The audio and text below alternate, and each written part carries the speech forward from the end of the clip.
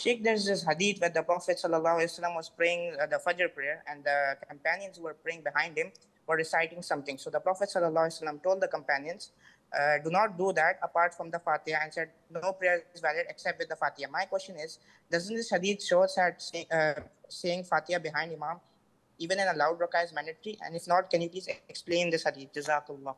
Wa jazakum. This hadith was narrated by Abu Hurairah, may Allah be pleased with him. And in one of the versions of the hadith, the Prophet said, alayhi salatu wasalam, do not recite behind the Imam anything other than the Fatiha. Abu Hurairah says, and then the people were denied and prohibited from doing such a thing afterwards. So from this hadith, the scholars say that, and this is mentioned in Sifat Salatun Nabi alayhi salatu wasalam, the description of the prayer of the Prophet alayhi salam, written by Al-Imam Sheikh Al-Albani, may Allah have mercy on his soul. From this hadith, the scholars came with the conclusion that this hadith was abrogated. Yes, they were instructed not to read anything other than the Fatiha. Then they were also told not to read that as well.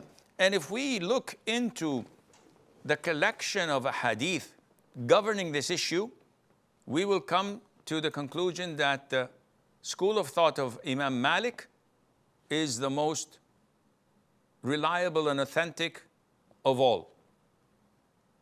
And this is what Sheikh al-Islam ibn Taymiyyah, may Allah have mercy on his soul, followed. So the opinion of Imam Malik is that reciting the Fatiha is a fard, it's a pillar in every rak'ah for the Imam, for the follower, and for the person individually praying alone, if they are praying it silently. There's no dispute in that among the vast majority of scholars. However, in loud rak'ahs, such as the first two rak'ahs of Fajr, the first two rak'ahs of Maghrib, the first two rak'ahs of Isha, it is a pillar upon the Imam and upon the person praying alone.